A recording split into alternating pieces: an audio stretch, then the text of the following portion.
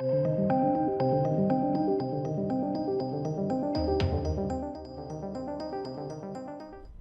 ladies and gents, as if you needed any more reason to dislike Disney.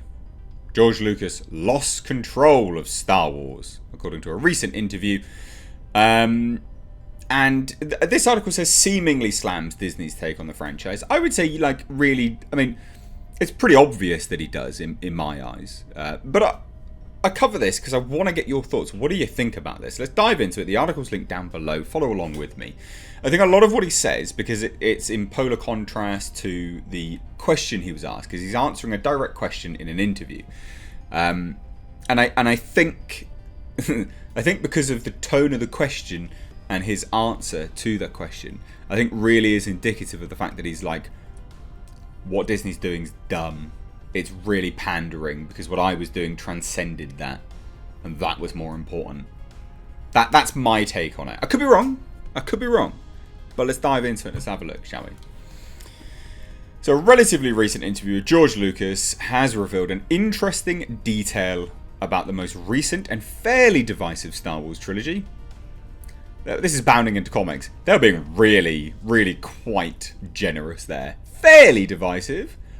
I think that's tongue-in-cheek, to be honest. I think they're having a laugh, because it is massively, massively divisive. In October 2020, Lucas, alongside his wife and the chairwoman of Starbucks, Mellody Hobson, appeared as part of a virtual speaker series for the East Harlem School of Exodus House. Or at Exodus House, sorry. And you can see it here. This is the interview virtual speaker series. Now, during the interview, a seventh grader, Jeremiah, asks Lucas around the 42:50 mark. So it's all there, plain to see. You can just go and watch it for yourself. Now, the question is, the world has changed so much since the first Star Wars movie. How do you think the changes in the fight for racial justice will impact the Star Wars universe going forward? So this is what's really important, like language, right? So the world has changed so much since the first Star Wars movie. So much since you, George, first did your stuff. That's what he's saying. And now he's saying, obviously, there's a massive fight, this 7th grader, there's a massive fight for racial justice in the world. How is that going to change Star Wars going forward? Okay, that's the real core question. That's getting to the grips of sort of the context behind what he's saying. Because there's a lot there. It's quite underhanded, to be fair. And his answer's great. I don't know. I mean, I kind of lost control of Star Wars. So it's going off at a different path than what I intended. So that's obviously a jab at Disney, which we'll break down in a minute. But here's the other jab. But the first 6 films are very much mine and my philosophy. And I think that philosophy sort of goes beyond any particular time. In terms of, hey, you're talking about racial justice and stuff, but actually what I did transcended that. Which is such a great answer. Because it's based on history. It's based on philosophy. It's based on a lot of things, he would continue. The first 3 basically tell you how democracy turns into a dictatorship, and you end up with a tyrant, the emperor. It's very important now, where we are now in our political history. And then, again, remember, because this individual is looking through the 7th grader, because obviously he's been brought up this way, is looking through everything with a lens of race. I call it the ethnic gaze.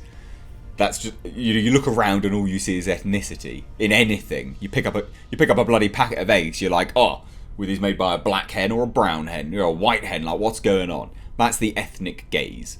That's what I call it. All of the various colours and shapes of the aliens and everything that live in that world, it's a normal situation.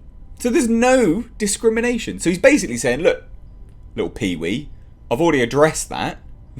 we already addressed it in the first 6 films I did. We've already addressed it.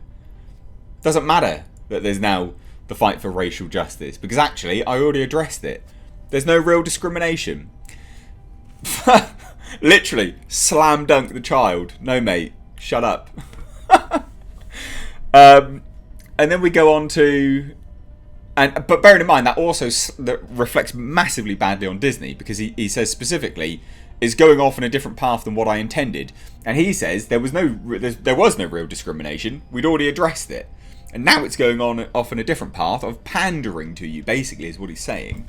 That's what I'm getting from this, anyway. Correct me if you've got a different take on it.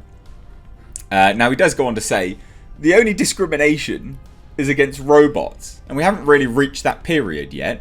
And I'm sure the robots will be able to overcome it, because they don't have the same feelings. Bloody great response. Bloody great response. That's hilarious.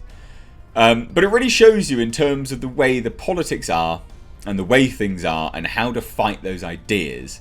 And a lot of it really has to do with overcoming fear. Lucas would then go on and add. And then he would obviously continue and answer the question, diving into Anakin's fall and then making parallels to humanity's journey on Earth. He's a philosophical dude, so I don't blame him.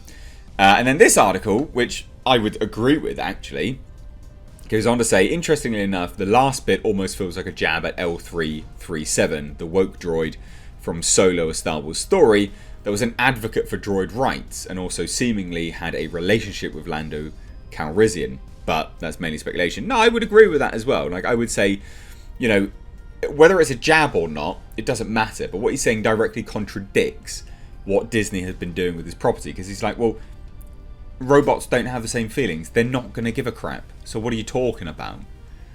Whereas Disney were like, yep, let's inject feelings into robots and let's have them fight against their oppressors because reasons. Everyone in any walk of life just needs to be oppressed these days. And yeah, talking about bloody racism in Star Wars, there isn't any. What are you talking about, mate? So funny. So funny. And just the fact that he's like, yeah, well, look, you know, I've lost control of it now, so it's going off on a different path than what I intended, what I wanted. Basically a crap path, because he's like, yep, mine was all philosophy based. Now they're talking about something else entirely. They're talking about robots having feelings. Just so, yeah, I love it. I love this response. I think it's absolutely hilarious. And I do think as well, as he, you know, describes it, talking about democracy to dictatorship to tyrants, and how they're timeless, because they are timeless. You know, you're looking at history, right? You talk about history, learning from history. I mean, if Disney had any say in this, you wouldn't have any of that stuff. I'm surprised they even dressed the New Order in bloody, or the First Order in sort of Nazi-esque outfits, because can't have that, can't learn from history, can't have anything that represents history anymore. But I thought you'd find this funny. What do you take from this, ladies and gents? Because to me, he's taking a stab at Disney, Star Wars, and also the whole sort of, you know, ethnic gaze that the 7th grader had as well. But let me know what you think down below in the comment section. If you're new here, do hit subscribe. Thanks so much. Take care.